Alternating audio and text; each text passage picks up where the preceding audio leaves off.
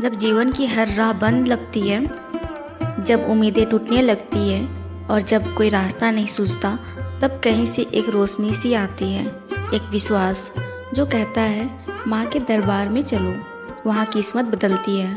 आज की यह सच्ची कथा है एक साधारण से इंसान की, जिसका जीवन अंधेरे में डूबा था, लेकिन माँ वैष्णो देवी के दरबार ने उसकी पूरी दुनिया बदल दी। रमेश एक मामूली किसान जिसकी उम्र करीब 35 साल की थी।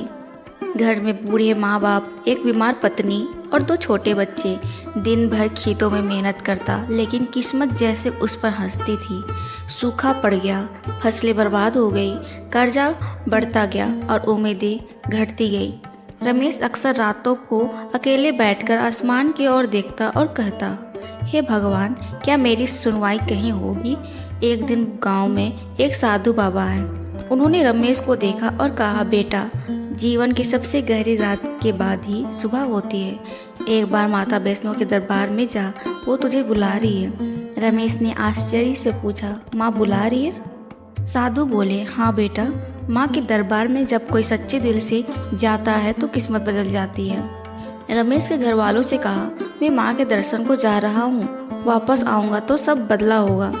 कंधे पर एक छोटा सा झोला, जेब में कुछ सिक्के और आंखों में एक उम्मीद लेकर वो निकल पड़ा माता के दरबार की ओर।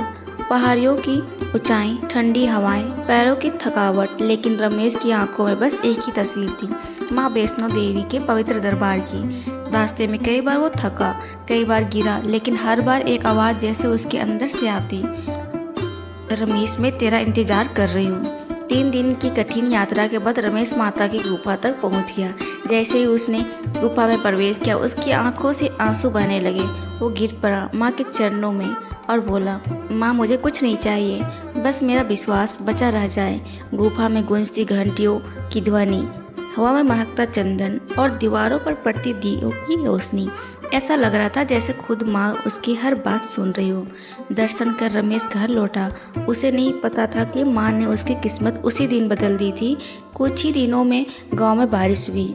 रमेश के खेत फिर से हरे भरे हो गए। पुराना कर्ज धीरे धीरे उतरने लगा। उसकी पत्नी की तबीयत भी माँ के नाम का जल पीकर चमत्कारिक रूप से ठीक हो गई। रमेश के घर में फिर से हंसी गूंजने लगी। लोग कहने लगे, रमेश तो माँ का वरदानी बच्चा है। कहते हैं ना, जहाँ तर्क खत्म होता है वहाँ आस्था शुरू होती है। रमेश ने माँ का सिर्फ मंदिर में नहीं, अपनी हर सांस में पाया। उसने अब एक छोटा सा मंदिर बनवाया अपने खेतों के पास, माँ वैष्णो देवी का। हर दिन वो वहाँ दीप जलाता, फूल चढ़ाता और कहता, माँ, आपने मुझे मिट्टी से सोना बना दिया। अब मैं जो भी हूँ आपकी कृपा से हूँ। सालों बाद रमेश एक सफल किसान बन चुका था। उसके दोनों बच्चे पढ़ लिख कर अच्छे पदों पर पहुँच चुके थे, लेकिन रमेश की सादगी और माँ के प्रति श्रद्धा वैसी की वैसी बनी रही। हर साल वो नवरात्रों में माता के दरबार जरूर जाता और हर बार माँ के सामने सिर्फ एक ही बात कहता, माँ, किसी और रमेश को भी बुला लो, शायद वो भी अंधेरे में हो। दोस्तों, माँ वैष्णो देवी दरबार कोई आम जगह नहीं, वो आस्था की वो धरती है जहाँ विश्वास की हर पुकार सुनी जाती है। कई रमेश जैसे लोग वहाँ पहुँचते हैं और माँ की कृपा से उनका जीवन एक नई दिशा लेता है। कभी अगर आपका दिल टूटे, रास्ते थम जाए या उम्मीद बुझ जाए, तो माँ के दरबार चले आइए, क्योंकि सच में माँ के दरबार में किस्मत बदल जाती है। अगर आपको हमारी यह कहानी पसंद आई तो कृपया करके इस वीडियो को लाइक करें, शेयर करें और पुनीत स्टूडियो को सब्सक्राइब करें।